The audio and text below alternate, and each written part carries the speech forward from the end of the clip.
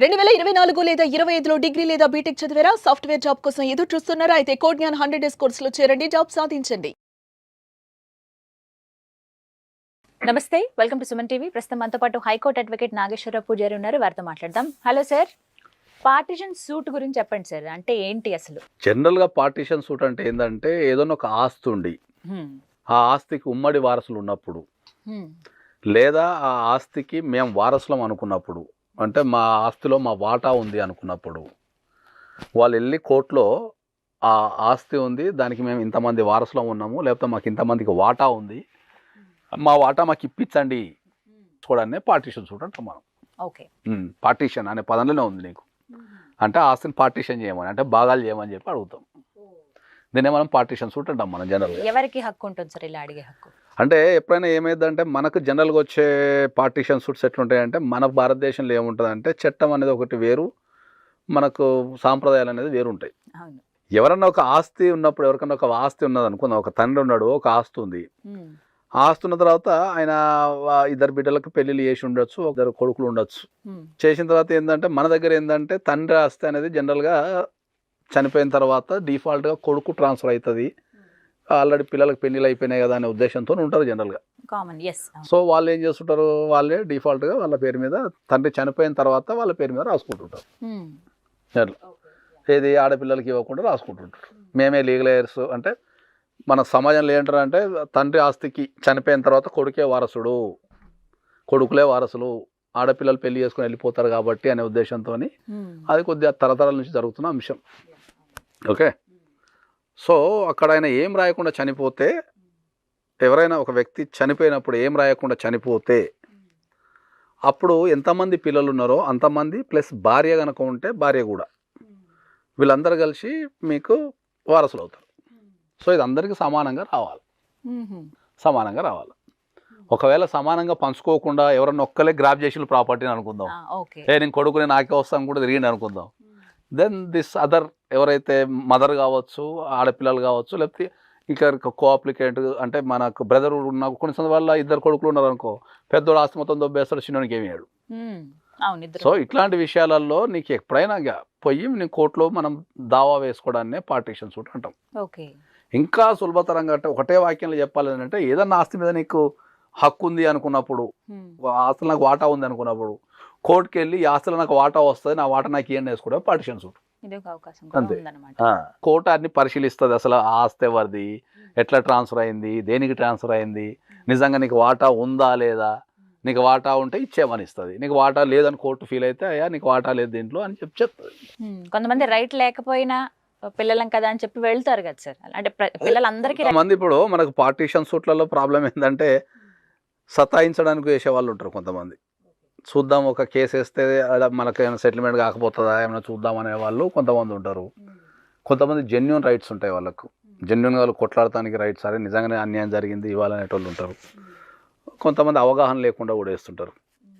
So ఇప్పుడు ఎవరు వేసినా ఫైనల్ డిసిషన్ ద కోర్టే తీసుకుంటుంది. నువ్వు అడిగే దాంట్లో జెన్యునిటీ ఉందా, లేకపోతే నువ్వు సతాయించడానికి వేసావా, అవగాహన లేకుండా వేసావా అనేది ద కోర్టు తన జడ్జిమెంట్లో చాలా క్లియర్గా మీకు ఎక్స్ప్లెయిన్ చేసేస్తుంది. అమ్మ మీకు దీంట్లో వాటా ఏం రాదు, ఇది పలానా సంబంధిత వ్యక్తిదే, లేదంటే మీకు ఖచ్చితంగా వాటా వస్తుంది, మీకు ఇంత వాటా వస్తుంది తీసుకోండి అనేది చెప్తారు. దీన్ని మనం జనరల్ పార్టిషన్ సూట్ అంటాం. ఈ పార్టిషన్ సూట్ ఈ మధ్యకాలంలో చాలా పెరిగిపోయినాయి. ఇప్పుడు సుప్రీంకోర్టు జడ్జిమెంట్ వచ్చిన కాన్ నుంచి. ఓకే, అంటే ఏ సందర్భంలో కోర్టు జడ్జిమెంట్ ఇచ్చింది సార్? అదే ఇప్పుడు మహిళలకు తండ్రి ప్రాపర్టీల మీద, ఇప్పుడు మహిళలకు ఇప్పుడు సమాన హక్కుల గురించి పోరాడుతున్నారు కదా. సో ఈ సమాన హక్కుల గురించి పోరాడే క్రమంలో ఏంటంటే, వాళ్ళు ఏదైతే ఇప్పుడు తండ్రి ఆస్తిలో పురుషులకు ఎంత సమానంగా అయితే వాటా ఉందో అంతే వాటా మాకు కూడా రావాలా, ఎందుకంటే వాళ్ళతో సమానంగా అన్ని మనం చేస్తున్నాం కదా అని చెప్పేసి ఒక వాదన మీద సుప్రీంకోర్టు ఏం చేసిందంటే, yes they have right as equal to son. Okay, సన్కి ఎంతైతే రైట్ ఉందో మహిళలు కూడా అంతే రైట్ ఉంది అనే అభిప్రాయాన్ని జడ్జిమెంట్ ఇవ్వడం జరిగింది. ఓకే, సో ఇక ఎప్పుడైతే జడ్జిమెంట్ వచ్చిందో అప్పటికి ఇక పాత కేసులన్నీ ఇవన్నీ రాని చేసినవి అన్నీ కొద్దిగా అన్ని వాళ్ళు క్యాల్కులేషన్ చేసుకొని కేసులు వేసుకోవడం జరుగుతున్నది. ఇప్పుడు ఒక్క కేసులో తీర్పిచ్చినప్పుడు అది అన్నిటికీ అదే వర్తిస్తుంది అన్నట్టు ఉంటుందా? ఏ కేసు అదే వర్తిస్తుంది. ఇప్పుడు మనం ఒక రూల్ పెట్టినాం మనం అంటే అది అన్నిటికీ అదే వర్తిస్తుంది. కానీ వచ్చే వ్యక్తికి ఉందా లేదని ఎట్లా కోర్టే డిసైడ్ చేయాలి కదా. ఇప్పుడు మన ఉదాహరణ ఇప్పుడు తండ్రి బతుకున్నప్పుడే ఆస్తి రాసేసిండు అనుకుందాం, ఆడపిల్లలు ఉన్నారు, తండ్రి బతుకున్నప్పుడే రాసిస్తే ఇంక ఇబ్బంది ఏముంది అట్లా.